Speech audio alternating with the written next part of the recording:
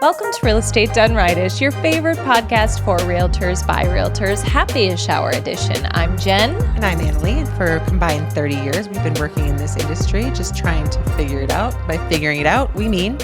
we haven't even cried in our cars once this week. Oh, flipping the script. Love it. I know. I haven't cried in my car. Have you? No. Yeah, today I had this week, it was no crying. It's Amazing. a big girl week. It's a big girl week when I cry too, but you know. Yeah, sometimes crying is just getting your stuff done, right? Yeah. Okay. Can I just share this? Actually, shout out. I'm not going to name this person, but I ran into her into the restroom at the office today, and she's been listening to our podcast. She was in a class that you taught. She watched a video that we did together a year or something, you two ago, on a listing presentation. Yeah. And she was like, I've got to listen to the podcast because I bet it will be good. And she's been listening to every episode, which is so sweet. And she had really positive feedback.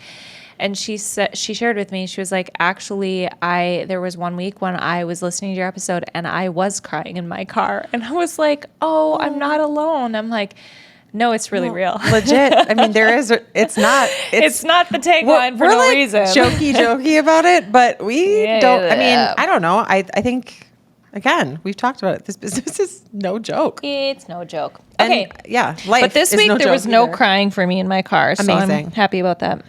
Here we are. This week was a rough week though in Minnesota. Yes. Are we talking about that today, you think? Yeah, I've got it kind of down to, because I kind of I have a loose, I'm going to guide us through.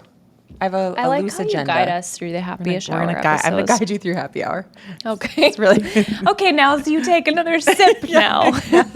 Time to drink more. Now it's time to cheers. Oh, we cheers. Yeah. Cheers. Clink. Okay.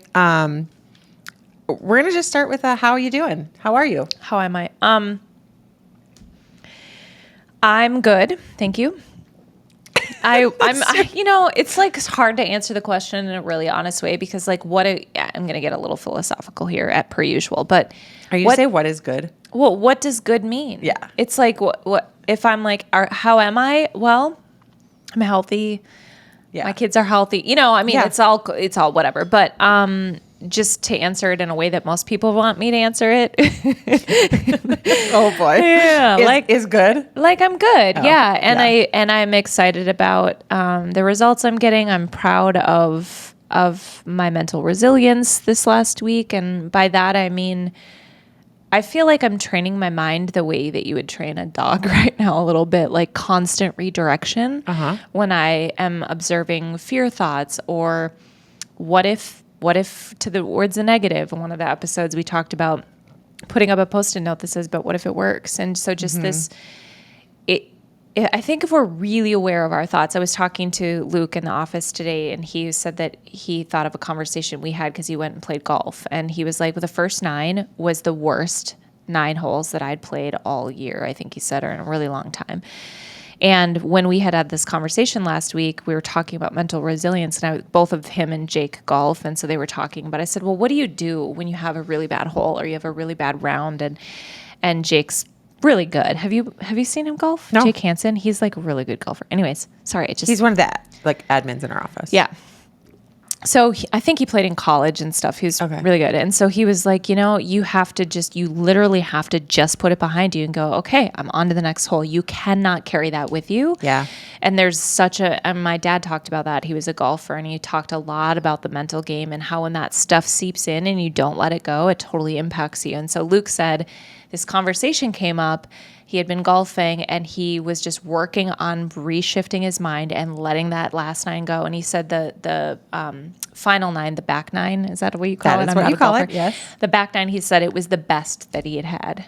Oh, and interesting. He shaved off all of these strokes in his putts and whatever else. And all that to be said, whether you're into sports or whatever, the analogy I think holds true in so many ways that I don't just mean it to casually say like, I'm shifting my mind. It's like, no, to shift your mind is an incessant choice that you're making over and over and over when you have, whether it's a neural pathway or a habitual thought or whatever. I've said this before on here, but I feel like it's the hardest work that I am doing right now. Yeah. And I do other hard work, but that's the hardest work. Yeah. Because it requires so much repetition. Yeah. Well, and so I golf horribly. I still want to get you to golf because I think we would have so much fun. How about I just don't try to be a good golfer? No, I mean, no. I can try, but You don't have to be probably good. won't end up being good, No. and then we can just have fun. Just go have fun. You'll be good, and I I'll probably admire won't. it. I probably no, won't. you are naturally so No. good. Okay. We have. Okay, let's just calm down. But so as I've been trying to learn how to play golf, because that is where I'm at. I am trying to learn. I am not good. I don't. She's lying. She's naturally really good, and she's had really good players tell her that. Okay, not good. But I don't even think of it in like 9 holes or a hole or 18 holes, or 1 hole. I Just literally one. it's 1 stroke, and I'm just like, I'm gonna do the best that I can do on this stroke. so good. And Yeah. if it's horrible, Yeah. who cares? Yeah. Yeah. So to like bring that to Yeah. what you're doing again, I also think that you are working really hard at setting up the most at bats, the most options, the most strokes in golf as possible, right? Yeah, That sounded kind of off, but you're setting yourself up for the most opportunity, and the more opportunities you have, the less each one matters. Right. And I'm starting to feel that now. Yeah. So like today I set 2 appointments, and that was after I walked around the office like a mope looking for somebody to give me an excuse to call the DNC list. I was like, I'm out of data. What else do I call? And then found another angle at it. And I've been cold calling. Right. And so that was the 3rd appointment that I've set in the last 5 days. And I just am like, that's amazing. it is amazing, and then the next thought is, but they're not your clients yet, and you still have to sell them. And that's, again, when I'm talking about the mental resilience, it's just stopping those thoughts where they're at, just over and over and over, and then going, nope, just get up to bat again. Now I'm preparing for the appointment I'm having tomorrow. Like it feels like baby steps, and then you get enough of that under your belt. And I know because I've done it before, but it still feels new to me. So it's new again. Yeah. Anyways, that's how I'm doing. Amazing. Yeah. How are you doing? Okay, so this is like a. Oh my gosh! I almost don't even want to share. Oh, I cannot wait. Because What? this is so our 2 personalities in real estate, also, and so like, okay, so. First, I just want to acknowledge that I think that I am like watching you is so incredible, and watching you like just grind through and set appointments is like so impressive, and I'm so proud of you. I cannot wait to hear what comes after this. Okay. You manifested a bunch of appointments. Yeah, I'm not mad at you about it. Here's how I do real estate. I started 2 weeks ago. I think I mentioned this on the happy hour. Yeah. I said May was really slow for me, yeah. and I kind of felt like I just took May off. Honestly, yeah. I had a lot of things. It wasn't slow in that I didn't have anything happening. I had a lot of things go under contract, and I was lining up a lot of closings for June. Yeah. I had 1 appointment, 1 listing appointment in May, and that is horrible for me. Yeah. Usually May I would be setting 8 to 12 listing appointments. It's one of my biggest listing months typically. Yep. And so I was starting to feel those feelings of like panic a little bit. Yeah. Oh God, I'm never going to sell a house again. Yeah. Like, uh-oh. Anxiety. Yeah. And so I just, on June 1st, I just started saying, okay, I'm signing $1 million in real estate volume, listing volume in June or more. Because you taught me that. Don't say just what you want, say or more. Yeah. Okay. Can we just teach that to people real quick? Yeah. I think if we're going to manifest anything and or just set a goal, because we don't want the goal to be our ceiling. We don't want to limit our energy. We don't want to limit it. Our options. Like I've had a tough time. I set my goal for this month, I'm going to put it out there, is to take 3 listings or more. And I have enough at-bats right now and should by the end of this month where that's possible. It's possible. But yeah, so the saying like, okay, I'm going to do this or more. Yeah. So by the end of next week, which is kind of the end of the month, I have teed up 1.9 million freaking awesome to sign. So that's amazing. So I just had to set the goal, I guess. No. You do. I mean, we've talked about that. I think with you. I also had to earn the business. Some of this was business I worked on for a long time. It completely went away. It came back. There, it's not just, but it is a little bit when I start doing the activity and I just get back into the kind of It's the probably focused- multiple things. I think that you're focusing on it. You're more aware of things. You're maybe thinking about your pipeline. I do think there's some energy component behind it that you just get into that vibratory sort of space like that. And not everybody has to agree with me on that, but I think that there's a lot of elements on that. I think I was talking to my sister about this with her staging business. Like she never has more than she can handle, and she almost always has her inventory, her staging furniture just cycling in and out of houses, and she's like, it's actually kind of a miracle how it works. Yeah. And she just is like, I don't really try to ramp it up because if I did, I'd have to buy a bunch more furniture. Big output of money, yeah. And anyways, she was kind of saying the same thing. It's like this energetic, okay, I'm ready to receive more now, and then she does. Yeah. And I feel like it's similar with you. Yeah. Like it's I think she might be a manifestor too. Human design style. She's a manifesting generator. Oh, I think I have her stuff in my yeah. But maybe that. Anyways, I'm happy but for also you. a Gemini. Oh yes, also a Our Gemini. birthdays are very close to each they other. are, which makes so much sense. I want to say this. I'm super happy for you, and I will always celebrate. I don't want you to. I know you get a little wincy because you're grinding, and I'm just like telling the universe, and it's happening. I don't feel bad at all. Someday that'll be my reality. Yeah, 100%. Yeah. And again, some of this I worked on for like 3 months earlier this year. Thought it was completely gone.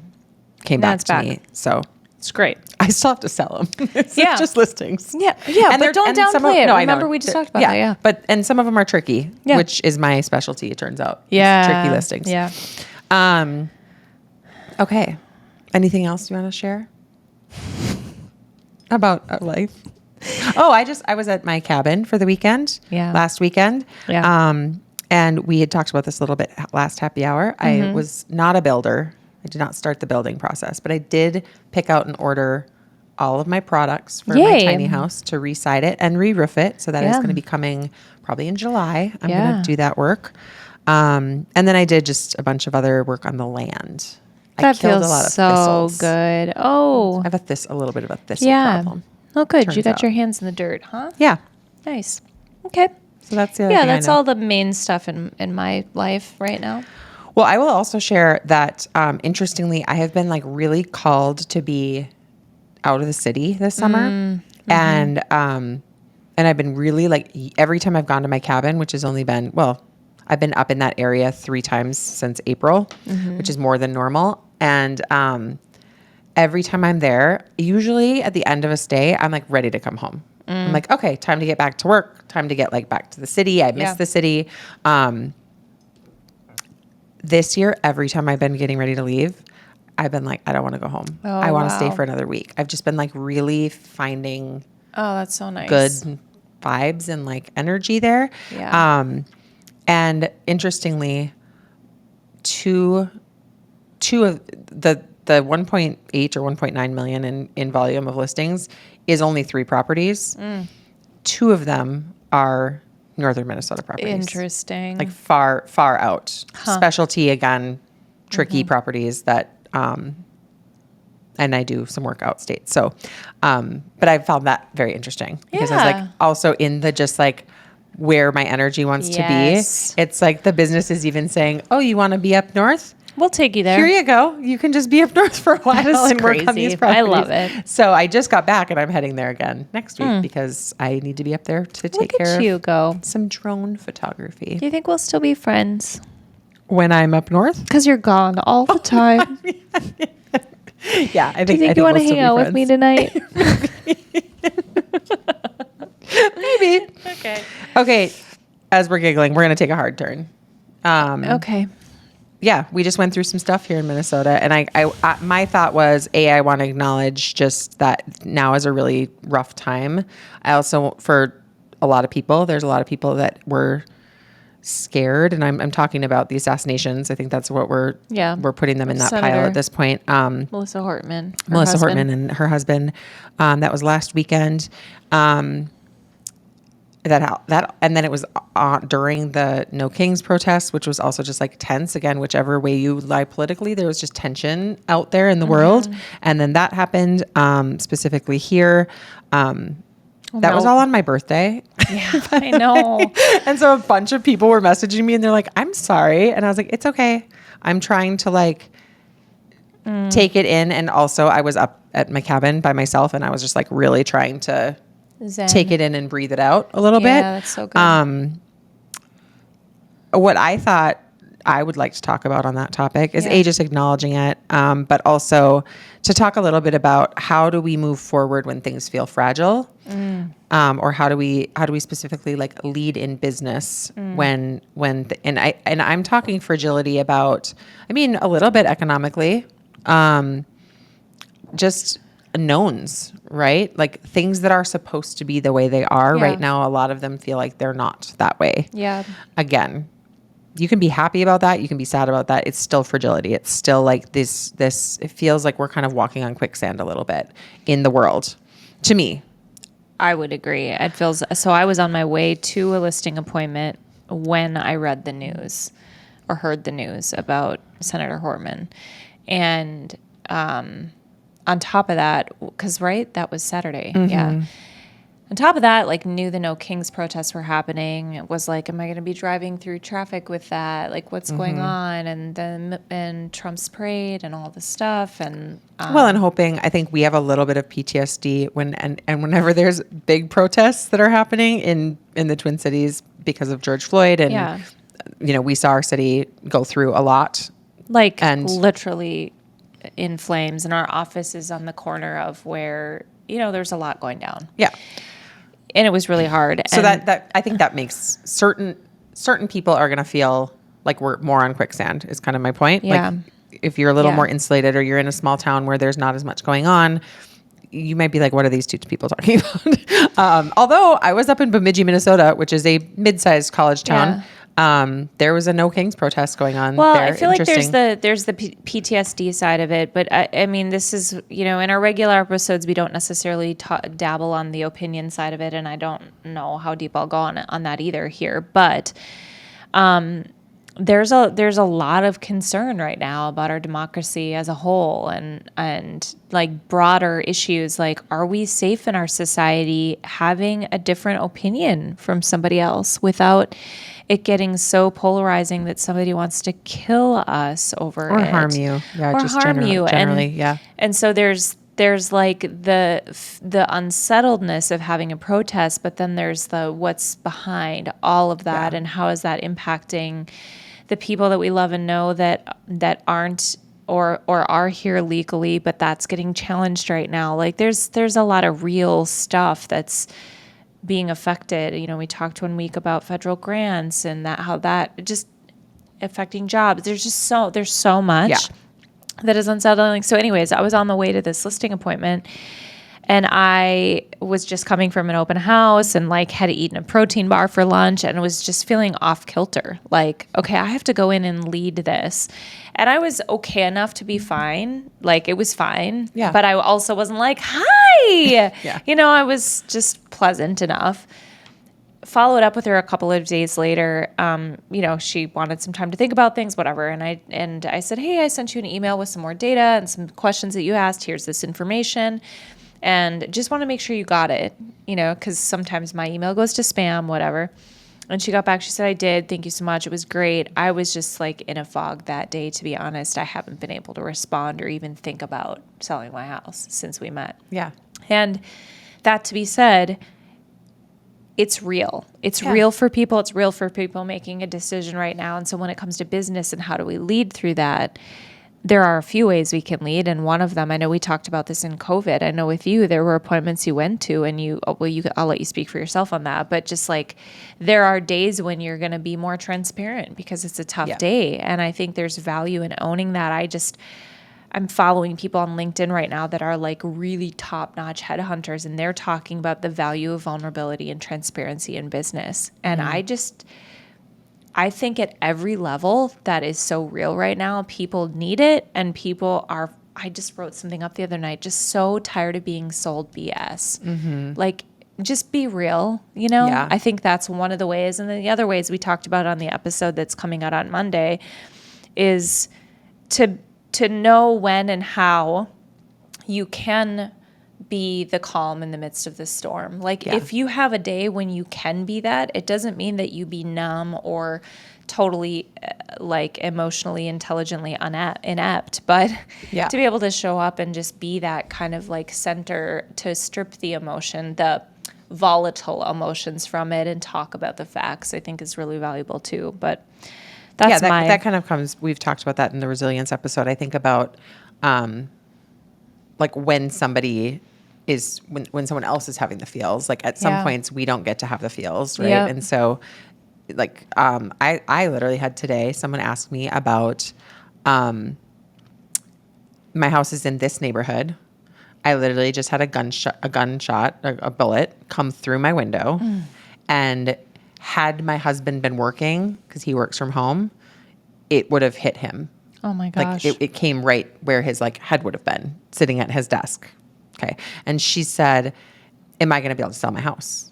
And in that moment, right, I just said, oh my gosh, I know, because she said we were going to stay here for 5 years, and now we're starting to feel like we don't, that doesn't feel like a risk we want to take anymore. And I had to kind of just think, I mean, I literally, as I was talking, the resiliency episode kind of popped into my head, because I was like, acknowledge your feelings. And she kind of went off a little bit on, I never thought I would feel this way. I champion for my neighborhood, and it's actually a very nice neighborhood. It's not like it's a crime-filled neighborhood. She said, but it's urban. She said, I champion for my neighborhood, and I love being where I am. And I thought I was going to want to be here for much longer.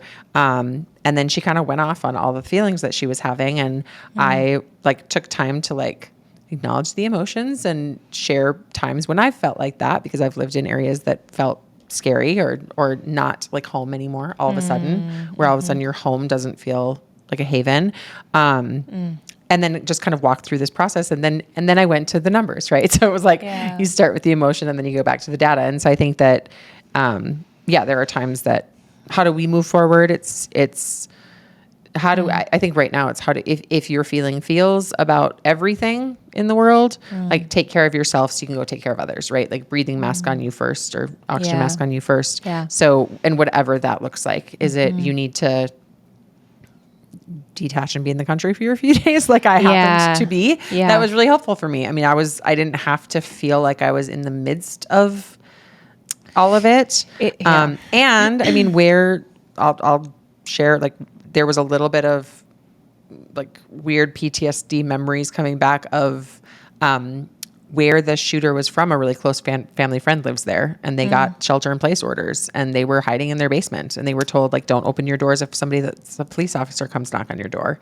And it was terrifying because they could see like FBI and police all over this tiny town and walking down their street, and they were like, but but if one of them knocks on our door, we're not supposed to answer. And it was very confusing and very scary. And they were texting, and I was in the middle of nowhere in northern Minnesota being like, I don't really want to be a part of this right now, you know?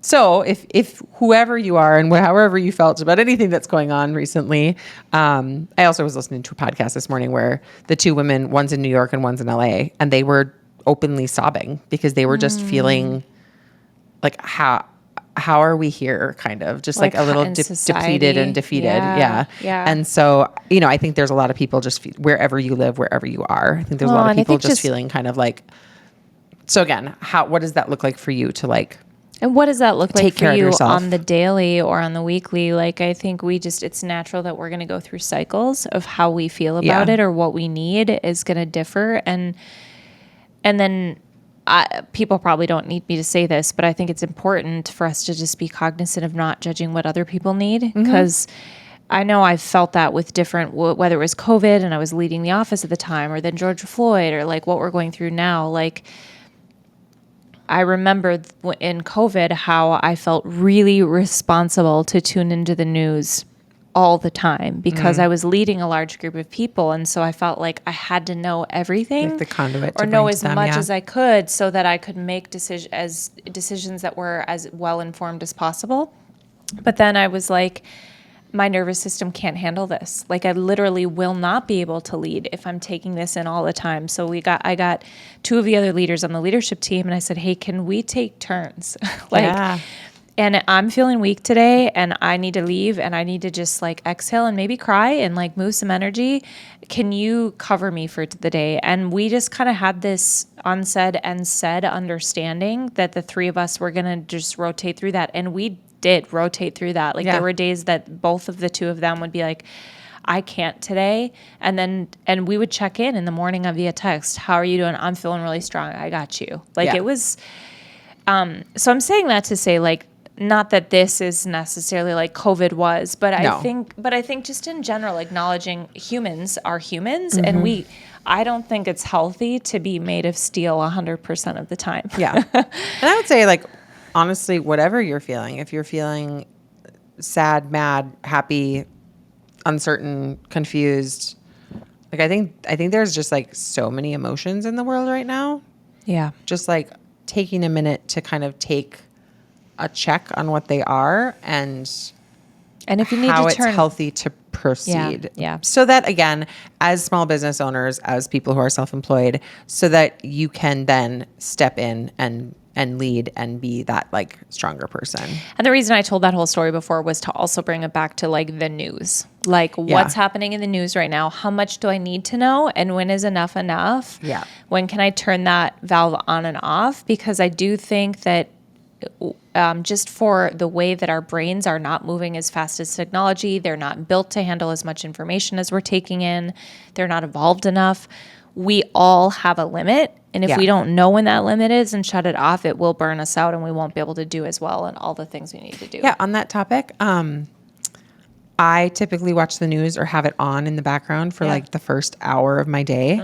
I stopped that about 2 weeks ago and I've been reading every morning instead. And you've read so many books. I've read like 9 books in 2.5 weeks. Are they good books? Will you fill me up? Yeah. Obviously they're not bad. Well, I feel just like we were on a vacation at one point, like a girl's vacation, and you were like, yeah, it's okay, but you still read it. When a book is just okay to me, I put it down. If it's not a page turner, I'm out. I've been reading like just various beach reads. They're just like easy. But they're page turner beach reads? Yeah. It's one author, Ellen Hildebrand. Shout out. Ellen Hildebrand. We'll tag her. Yeah. We do be our but podcast not episode, all 9 have been her books, but she has like, I don't know, I think it's like 60 some books or I don't know, a ton of books. Are they like mystery romance? Are they like... They're like all different storylines, but she lives on Nantucket, so they're mostly like set on Nantucket. And then there's like characters from one book will show up in the other. Them? Some of them, but it's not like schmaltzy romance. They're pretty wholesome. They're not spicy. Damn it. And I knew that was coming. Well, who are you if you don't like a spicy beach read? But I don't know. They're like interesting. The characters are all interesting, and it's not a predictable story arc. You're not like, oh, obviously this is going to happen, and I'm going to be so annoyed when it happens. No. It's just. So, and then now, because I've been on such a reading tear, I have added in, and my team has added in, we're going to talk about it. We're starting to read I would call it a self-improvement book, whether that's financial, you know what? wealth. Oh, I'm going to throw a dig. I'm going to throw a dig right now, not at you. Oh. Okay.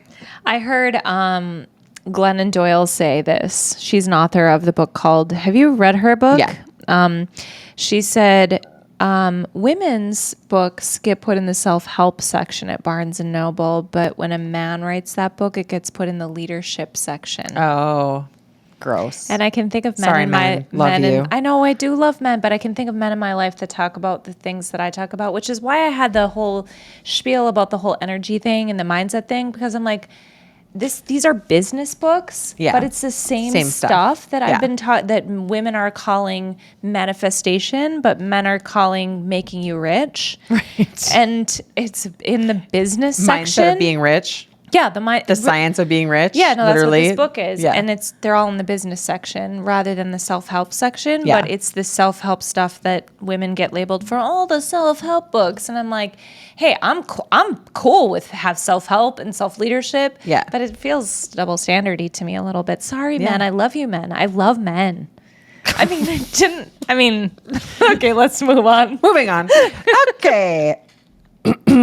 Okay. So I'm going to call this next whole section. I've got a couple of things under this. Okay. You didn't tell them what book you were reading. I totally sidetracked us. That's part of this next part. Oh, okay. Yeah, okay. transitions. Okay, We're just naturally transitioning.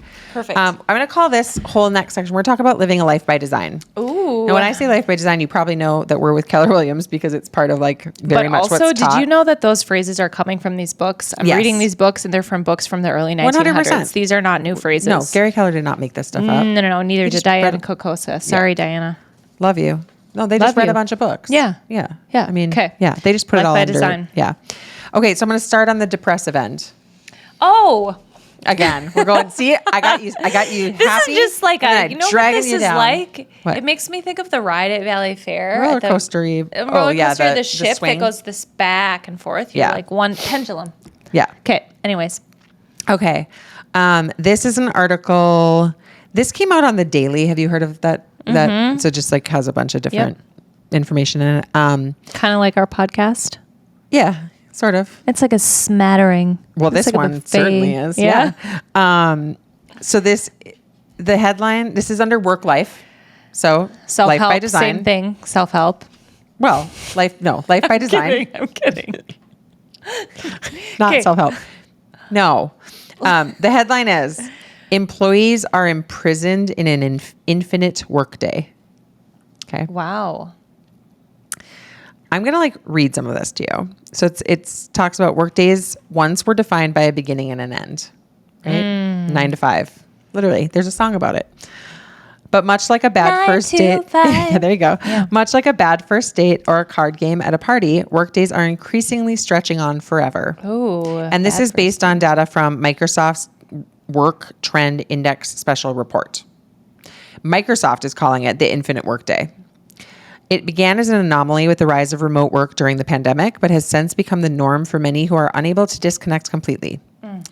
Microsoft made this observation after parsing trillions of data points across its Microsoft 365 products. So they're watching logins and they're watching interactions with the product because all of that is on an online platform right now. Or now, it used to be that you got like Microsoft Word and Excel and whatever, and they were all like just you put a disk in and you loaded them, but a lot of them are in a suite that's all online, so they can watch these data points in a different way than they've been able to track before. Okay, so it says braced for some soul-crushing numbers. I was just going to say, I feel like I'm going to brace myself, and then I'm going to say something. Early mornings, Microsoft used telemetry. It's called telepathy. Telemetry. I don't know. I wanted my mouth to say that correctly, and I could not get it to. Telemetry to determine that 40% of people online at 6 a.m. are checking work email. I'm not surprised. Teams becomes the primary communication platform within the Microsoft environment by 8 a.m., which means they're connecting with the people at their workspace. And workers are receiving an average of 153 messages through that Teams messaging system. It's kind of like Slack. Yeah. It's one of those. Yep. Per weekday. Oh my God. So that's mornings. Okay. Midday. Half of all meetings take place between 9 a.m. and 11 a.m. and 1 p.m. and 3 p.m. Right when people are at their most productive. Those are the 2 times due to circadian rhythms that people are most productive. 57% of meetings occur without a calendar invite, while 1 in 10 are booked last minute. Okay, that's not so bad. No. Feels right. Yeah. Evenings and weekends. Meetings after 8 p.m. are up 16% over last year. 8 p.m.? Over last year. And the average employee sends or receives more than 50 emails outside of regular business hours. Average employee sends more than 50 emails outside of regular business hours. On weekends, approximately 20% of employees are checking work email before noon. Why? It says, why? This might be the most staggering detail from this report. Oh my God, there's more? Employees using Microsoft 365 are interrupted by a meeting, email, or notification every 2 minutes during business hours. That does not include, this is an online interruption. So a meeting, email, or notification that doesn't include coworkers coworkers swinging by your desk to tell you about their fantasy football team. So what they took from this, and this is again a Microsoft study, they're talking about AI. They're bringing AI into it. They conclude that using AI for menial tasks will free humans to focus on more important aspects of their jobs.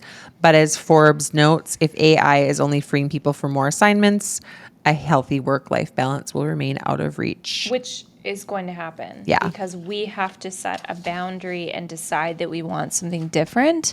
And I'm just thinking, I pray to God that my business grows enough that I get to run at least a small team again, because I want to set the example for me and for a team to not allow that. Yeah. It's a little bit different with realtors, but I also don't think it has to be. And I think if a consumer is listening to this and being like, oh, that's a value that they have as a team, that they're not going to contribute to this kind of lifestyle. Mm-hmm. But actually, why? I'm like, addiction. It's either addiction or need for approval, fear of loss of job. Yeah, I think it's just expectations have shifted. But culturally, we've time. shifted. I mean, boredom. And again, yeah, I don't know what it is, but I'm also just like, it actually makes me feel sad a little bit, because I'm like, sorry, I'm going to get philosophible. But what are we here to doing? What are we here to do? What are we doing with our lives? What the frick was I born for? Yeah. I'm not going to be 60. You look so sad right now. I am sad. This is like a big deal. Oh, guys, I think I broke Jen. I'm sorry. I'm happy to work hard. I'm happy to make work the hard. pendulum swing. No, but I think it's a big deal. Yeah. I'm happy to work hard, but also it's such a pervasive problem, I think. Yeah. And I've worked with companies, I've worked with executive leadership teams, I've general managed things. Like, I have my own life. I don't have it perfectly figured out. Yeah. I'm going to go home from this happy hour tonight, and I'm going to prep for a listing appointment tomorrow. But also, and I don't know, I guess maybe I'm being judgmental. Maybe those people like the way that their lives are going right now, whatever percentage of those people, maybe they're happy to do it. I don't know. I just have a lot of questions. Well, I think when I read this, anecdotally, I will say I was a little surprised by the numbers, because I talked to so many people that are like, oh no, at 5 o'clock, I am done, and I am not doing anything. I feel like that is coming back in such a prevalent way that I was a little bit surprised. But this is Microsoft tracking. Oh, yeah. So it's a specific set of employees. I mean, my best friend from college, we were messaging over the weekend, and she literally said, I have my phone set that I don't get any pings or notifications. It's so good. When I leave work. So good. She's like, I can choose to check. I just would love to see a study where they enforced that with a company. Like, just enforce it for 60 days and then see if the productivity goes up. Yeah. Because what I think is probably happening is that people aren't as productive. They're not as innovative. They don't have their batteries charged. There are studies around that, like the happiness advantage and all that. There are studies around that. Like, we think that we're doing more, and maybe it's to check a box. I don't know what it is, but I just, it's sad to me. It's just sad to me. Yeah. I don't know. Yeah. I also think last night I sent my last work email at 9:45. Yeah. Because I had set the expectation on a phone call that I would have something over by the end of the night. And I did let them know I have appointments into the night. I had a crazy day yesterday. I don't know what time it's coming, but you'll have it it'll be in your inbox the next morning. Right. And many times when I do that, I don't do it often anymore, but also like doing some admin work or during like prepping some things for people late at night. I'm like, it feels different to me. And I've been in situations where I've felt like I needed to press hard infinitely. There's seasons, there are days, there are times, there are exceptions to the rule. But if you're working in an environment, or if you're a business owner and it never ends, right, that's the difference. So when you talk, what is this called? The infinite workday or something? That's employees are imprisoned in an infinite workday. Yeah. And I mean, I think as business owners, we have so much power in taking that back. 1,000%. And it does change your life. And I've done it over the years in a huge way. And it is life-changing. Well, and anytime I've been in a position of leading, I guess one of the things that growth is important, or I would even say now evolution is important, and that is a form of growth to me, because if you're not, I do really believe nature is designed to evolve or grow. And if that's not happening, we're plateauing and then we're moving towards decay. So that's not good. Now, the thing that I've challenged is like, what is our rate of growth and why is that important? And if we're pushing the goal of we're going to double our business this year, or we're going to 100% our business, we're going to whatever it is, tell me why that matters. Yeah. And what is the cost of that? And to me, the cost of that is almost always the employees that you have under your care. Yeah. So I'm just going to... I think there's some agents in this office that are individual agents. And I'm like, how are you breathing? Because they're pushing so hard. Yeah. And sometimes we need to do that again for a season. But I think if it's long-term, nonstop... Yeah. I remember having several deep conversations with a close colleague where I was just really challenging that, like, for what? Yeah. To really, really ask that question, for what? To what end? Why does this matter? And if you're in that position, challenge yourself right now. If it's like, I don't have enough money to survive, but I'm making a lot of money, but it's not enough. Yeah. Well, then we need to have a business conversation about where you're spending your money in your business or your personal life, because your life doesn't have to look that way. Right. Okay. Whew, that's hard for me to get off that soapbox. Well, I care about that apparently. Evidently. We need to dig into that. Wow. All right. What else do you want to talk about? Well, this is all under the Life by Design kind of. Oh, there's more. Header. Okay. This section of the episode. Okay. This is the book I'm reading. So it's called What We Value. It's by Emily Falk, Falk. And it's talking about choices. And I have only read like the intro and a tiny bit of the first section. We're going to hear more about this. You're going to hear more about it.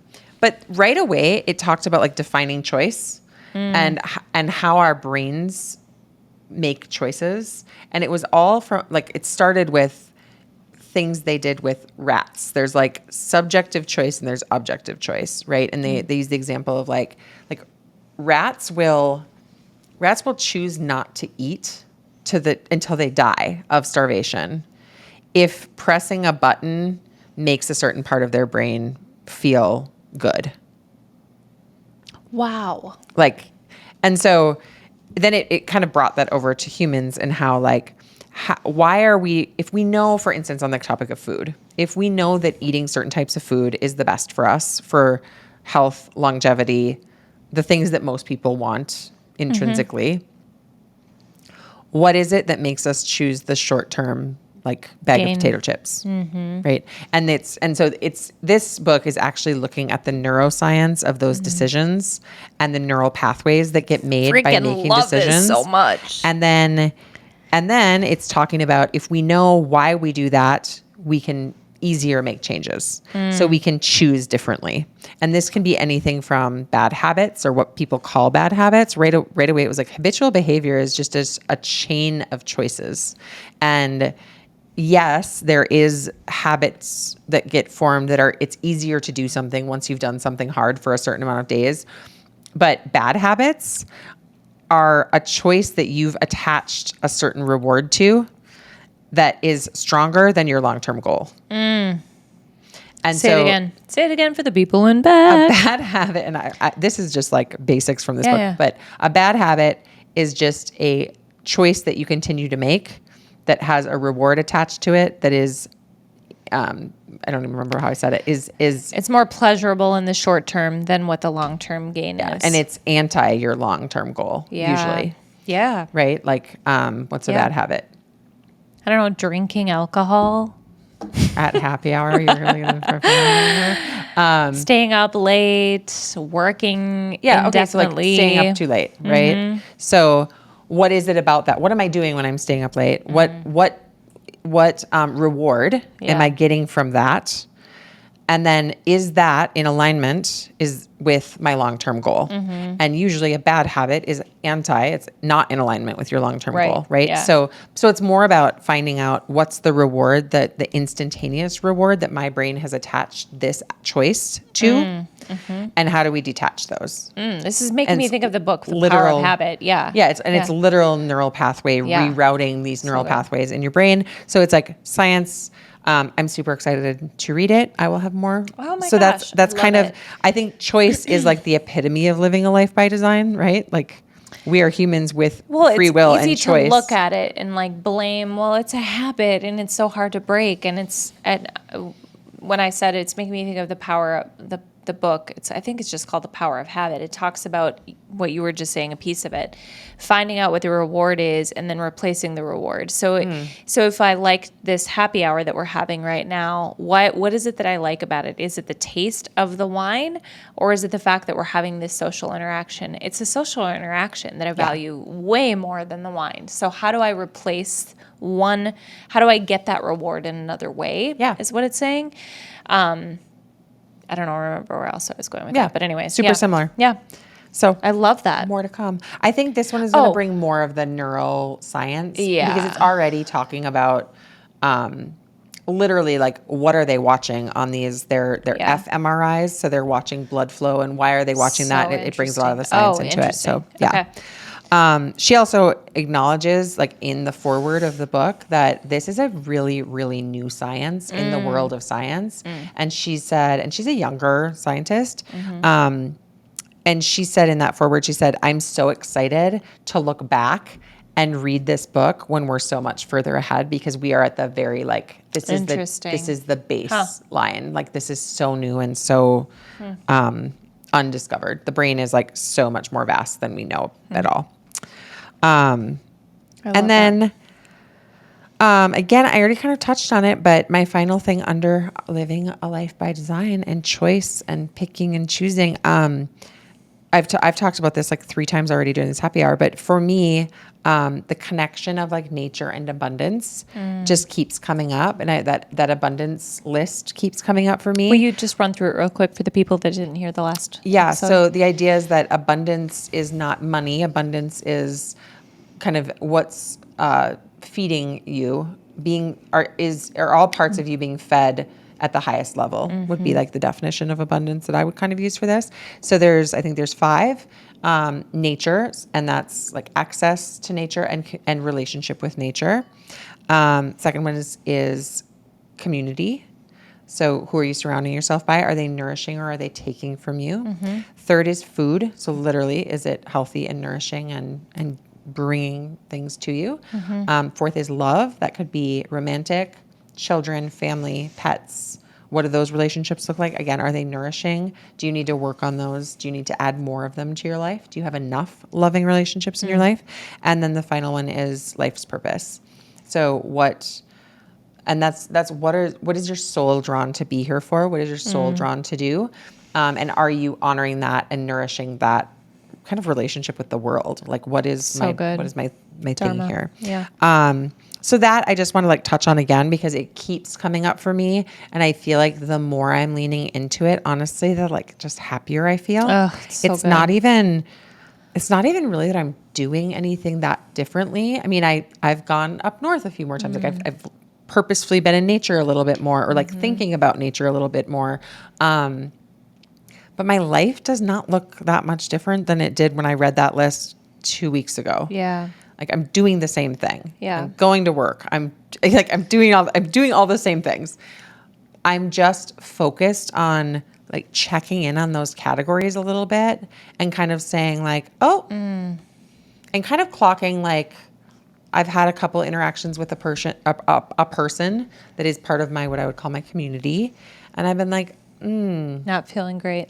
When I leave these interactions, I'm not feeling that good. And I'm just like clocking it. I'm not even doing anything about it yet. I'm just kind of awareness. Yeah. Just like kind of keeping a little like running tally on all of those categories as I'm experiencing them. And again, it's making me feel different. I don't even know that it's changed. I don't know that anything like major is changing in the world yet, I of my feel world like this yet. is so but it's how I'm yummy. experiencing the world is changing just by that awareness. So it is changing. Yeah, it's Something very is interesting. changing. Yeah, it's very interesting. I love it so much. I love how. I think that's the nature of a lot of change. Like just bringing awareness to it causes change. Because Yeah. I mean, we started talking about this. Just the awareness of my mind and the thoughts that I'm having. I feel like it's been a lot of mental discipline for me. I'm not trying to change my being. I am redirecting my thoughts. But this morning, so Minnie, my dog, she wakes up this morning at 4:45 a.m. It's been 5:15 and then 5, and this morning it's 4:45, and she'll sit at the like threshold between my door and the kitchen and do the smallest whine. It's like it's just this teeny little like whimper that she's like, feed me, and I cannot sleep. It's freaking wild. Anyways, it causes me to be in that in-between state, dream state and like awake state.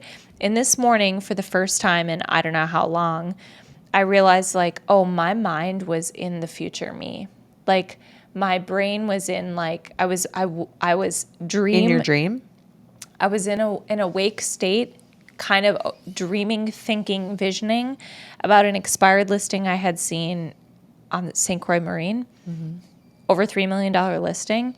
And I was like dream thinking about why that listing was something that I can have.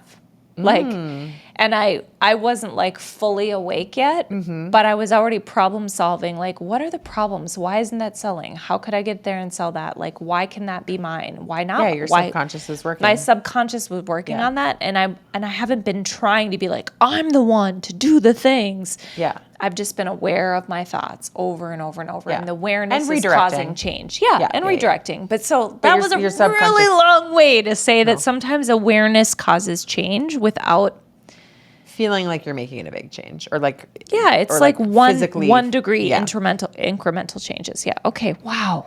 That felt difficult to explain. Wow, we did it. We got through that. We can get through anything. Okay, do we have any time left? Sure. If you want to turn it off, you can. I mean, they could have turned it off 15 minutes ago. I don't know. A bunch of them probably We're did. here. Okay, I have one final thing. We're going to now shifting gears again. Great. We're going to end with some little fun Oh, thing. I like fun things. Okay. These are some fun and interesting real estate trivia facts. Are you going to quiz me? No. I'm going to tell them to you. Okay. Okay. I'm just going to pick a few of these. You guys, if you aren't on YouTube, you do need to go look because Annalie's skin is just glowing right now. Look at it. It's so weird. Oh, I'm just well moisturized today, I think. Okay. Also, was it you that told me I was really tan? Yeah. Yeah. Everywhere I go, people are like, why are you so tan? And I'm like, I don't know. I don't know what's happening. It's happening. You're definitely way tanner than me. Okay. Anyway. Happy hour. Okay. In New York State, sellers must disclose if they believe a property is haunted, thanks to a legal case dubbed as the Ghostbusters ruling. What happened in the property? We don't know. This What? is this is trivia. Okay. It's just a fact. I don't get the details. I don't get it. I'm not telling you this whole story. Now, I do believe in the state of Minnesota. That had to have been a substantive case for them to rule that it had to be disclosed. There had to have been enough evidence of some weird paranormal stuff. Real bad. Yeah. Yeah. Yeah. Yeah. Ooh. Now I want to know. I know. I mean, I can look it up, and then I could talk about it the next time. Okay. I'll put a little star. Research. Okay. I think in the state of Minnesota, I was licensed in 2004. I think early in my career, it was required as disclosure here. And that shifted at some point, and I don't remember when. I don't either, but I remember that. So this is one that I knew about. Did you know that between 1908 and 1940, Sears sold homes through their catalog? Have you heard of Sears homes? There are some in Minnesota. Huh. They delivered materials and instruction for assembly. They were these little, a lot of them are like little ramblers. Like tiny They're little homes. Bigger though. I mean, I think that here they're in. So they're I just want to like say they're in like prefabbed, like Richfield. pre-assembled? No. Just all of the things to make them came. No and then way. Instructions. I've never heard of this. And they're just like little fake news. No. Google it. Ask AI. They'll tell you all about it. I believe there are some in Richfield here, or No in like way. South Minneapolis into Richfield. I believe those are the areas there are. But Sears You think Homes. that'll come back? Amazon has homes. They do not. Yeah. How did I not know They have this? little homes. They're little. They're like flat packed and they like pop up. They're like tiny homes, but you put them on a foundation. What? I would call it a giant shed. I mean, but this is coming from someone who owns a tiny home on wheels that is 16 by 8. So Oh, yeah. that's tiny. Yeah. Okay. In China, Yep.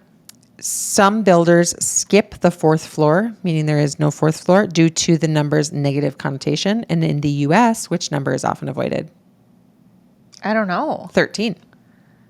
You know, if you 4 is like a unlucky number. in China, evidently. China. But have you many? ever been to a hotal where there's no 13th floor in the No. elevator? Check out. I've never noticed it. Look in an elevator. A lot of New York like high rises won't have a 13. I wonder if like we've got high rises here that are over 13 floors. Oh, yeah. Like condo buildings. I wonder if they have a 13th floor. I don't know that I've ever known that. 43 years old and I never knew. Okay, this one What I else feel like do you you should think know. I don't know? Well, I'm starting to wonder because a lot of these I'm like, I definitely know this one, and now I'm starting to worry about you and your facts, your random real estate trivia facts. You need these below subpar, yeah. Historically, painting your front door what color symbolized that you paid off your mortgage? This is now turning it into a quiz. This is specifically in Scotland, actually. I think Scotland, Ireland is where it started. Gonna go with yellow. Red. I was gonna say red, but then I thought that was too obvious. I was like, red is too obvious. What are the colors on their flag? Blue and yellow? Oh I don't my gosh, know. you're so funny. Yeah. Red, yeah. Oh. Okay, we're gonna stay on the topic of doors. Okay. Well, and I've seen people like on TikTok that paint their door red when they pay off their mortgage. Oh my gosh, But then there's just amazing. people with red doors, so they got So you mortgages. never know. So you Yeah. never know. Yeah.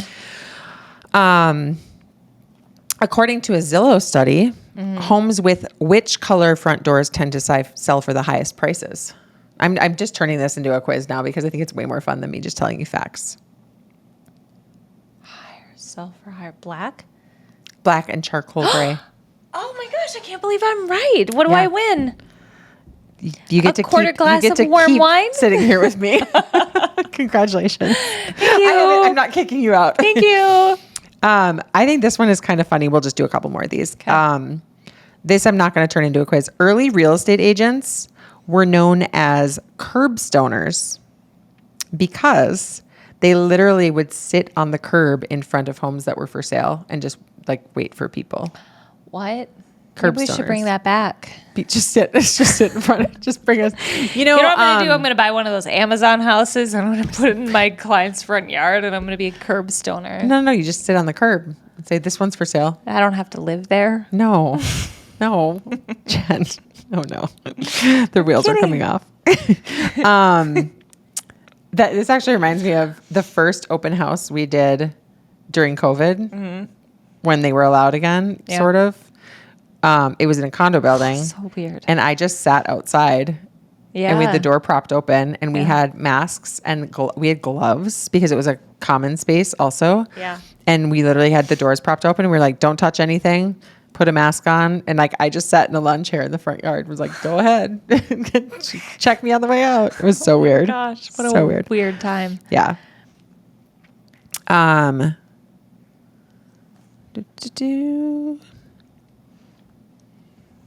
Okay, I'm just looking for a couple more. Okay.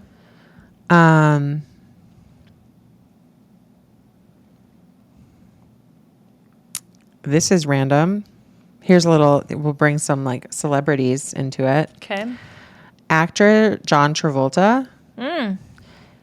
He lives in a community that was designed for pilots, people with their own planes. Yeah. And he has a runway as his driveway. No way. So he can take his plane off like from a garage or a hangar on his property. Yeah. That's a fun little fact. John Travolta. A real life replica of the Simpsons house was built as a contest prize. Can you imagine living in the Simpsons house? Huh. It's all fun colors. That show always kind of annoyed me. Yeah. Yeah.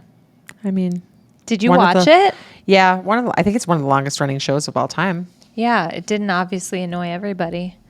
I'm in the minority on that one. What? It's funny. Okay. 2 more. I can't wait. The red color of many barns. You know, barns are traditionally I can see red. it in my eye. Yep. The reason they're red is because there is a cheap paint mixture that was used made with rust, which helped stop fungus and moss growth on the outside of the buildings. No way. Yep. Wow. Isn't that interesting? That's why they're not blue. Yeah. Wouldn't that be weird if barns were blue? Yeah. Yeah. I also feel like they just like blend with the sky and then birds would run into them. Oh, you don't want that. That's the first thing I think of. I don't know why. Okay. Is that it? Nope. We're going to talk about housewarming. Final two. Okay. All right. Housewarmings were a tradition originated from parties held to celebrate paying off a mortgage. And they were called housewarmings because the homeowners would burn their mortgage documents. Oh my gosh. Let's bring that back. That's and then we fun. can paint somebody's door red too. All at the same party. Yeah. But isn't that interesting? Like I love housewarming. that. I You love burn the that. documents. I love that. That's fun. I like that. That's so fun. Okay. What should you not give as a housewarming gift? I don't know. Tell me. Knives. Oh, really? Giving a knife as a housewarming gift is considered bad luck in multiple cultures. I don't give knives as a housewarming gift. So. Oh, but what? but there's like one of the hugest companies that does I closing know. gifts is a knife company. They don't even know. I wonder if they know. They're hexed. In some cultures. That's so, I didn't even think about that until you just said I don't give knives. No, I don't. Oh. Okay, well that's it. That's it. Those are our fun real estate trivia facts. So you That can was now fun. go to a brewery and you can win real estate trivia because you know. Thank goodness. Yeah, I have more, so we might have to do more. Listeners, we're here for all of your trivia needs. Sort of. Trivial. I would be so bad Trivial, at a trivia game. trivia, economic, and emotional. All right. Well, we've hit over an hour now. Oh boy, too long. For some people. For some people, night. probably not enough. All right. Well, I'm going to call it then. That's all for this episode of Real Estate Done Rightish Happyish Hour Edition. Until next time. Cheers to doing it rightish. We'll try. I'll just do it as fast as it feels okay. The information, opinions, and recommendations presented in this podcast are for general knowledge and informational purposes only and do not constitute professional, legal, or financial advice. As licensed real estate agents in the state of Minnesota, we are not attorneys, financial advisors, or tax professionals, and we cannot provide advice in those areas or in regards to any agency or broker-specific topics in any other state. Any reliance you place on the information provided in this podcast is strictly at your own risk. We strongly encourage you to consult with qualified professionals for specific guidance related to your individual circumstances. Wow. That was good. All right. Holy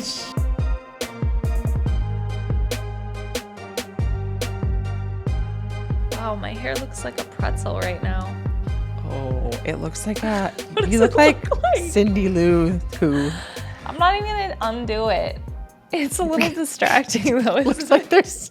It looks like you should fix it. It looks like you have something foreign on your head. It looks like there's a tiny poodle sitting on your head.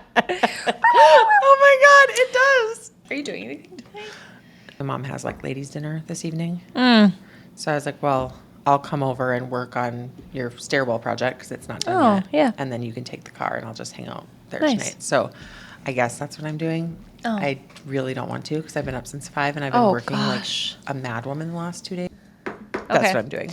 I can also just go work on her stuff and like hang out there Yeah. until she gets home from dinner. It's Yeah, not a or big we deal. could go work somewhere together and grab dinner, and I could work on stuff. Do you want to hang out tonight? Maybe. Okay, let's talk. We'll make a plan. Why? Who's asking? Are you asking me if I want to hang out tonight? Oh, maybe. So coy. Why? Maybe I don't know. Maybe I'm busy. I have plans.